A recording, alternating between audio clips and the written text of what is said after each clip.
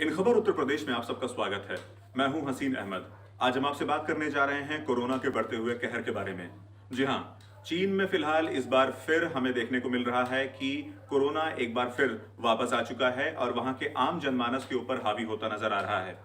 इन्हीं तमाम परेशानियों के मद्देनजर उत्तर प्रदेश की राज्य सरकार, उत्तर प्रदेश के मुख्यमंत्री श्री योगी आदित्यनाथ ने इस पर फैसला लिया है कि इसके ऊपर गंभीरता से विचार किया जाएगा और जो भी जरूरी कदम हैं वो उठाए जाएंगे।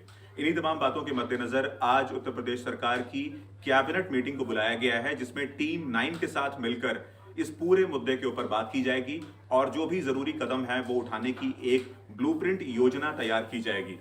आपको बताते चलें कि फिलहाल राज्य में 98 एक्टिव केसेस मौजूद हैं, यानी कि फिलहाल उत्तर प्रदेश राज्य में 98 लोग ऐसे हैं जो कोरोना से संक्रमित हैं, जिनमें से 93 लोगों को होम आइसोलेशन में रखा गया है। उनके घरों पे ही उनका उपचार किया जा रहा है और बाकी जो हमारे पास पेशेंट्स हैं, जो हमारे पास मरीज हैं इस बीमारी से जूझते हुए, उनको अस्पताल में भर्ती कराया गया है क्योंकि उनके अंदर लक्षण गंभीर हैं, उन्हें इलाज की बेहतर जरूरत है।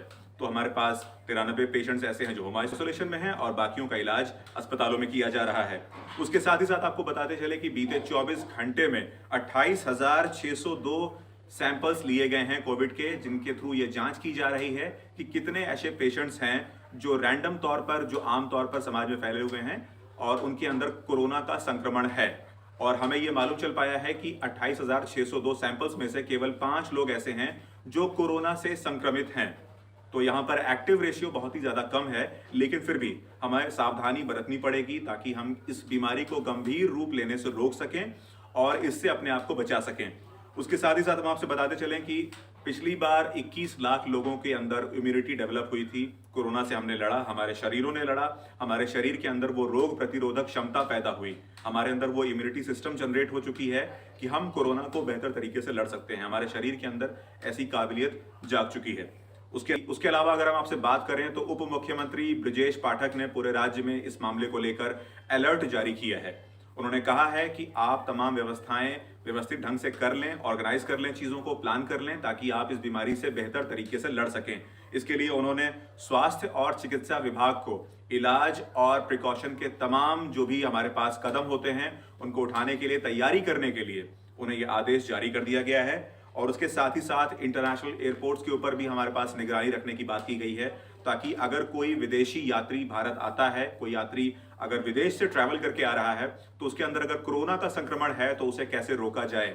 अगर उसको हम एयरपोर्ट पे ही ट्रैक डाउन कर लेते हैं तो हमें उसके बेहतर इलाज के लिए प्लस हम उसको आगे फैलाने से रोक सकते हैं। हम अगर उसके अंदर किसी तरह का कोई संक्रमण मौजूद है तो हम उसे रोक लेंगे, हम वहीं पर उसका इलाज कर देंगे ताकि वो आम जनमानस में जाकर कोरोना को फैलने से रोक सके। उसके अलावा स्वास्थ्य अधिकारियों को मास्क, पीपीई किट और हैंड ग्लव्स की भी बात की गई है कि आपको ये तमाम रिसोर्सेज, ये तमाम अखराजात और संसाधन अपने पास जुटाने हैं इतनी कैपेसिटी में कि आपको जितनी जरूरत हो।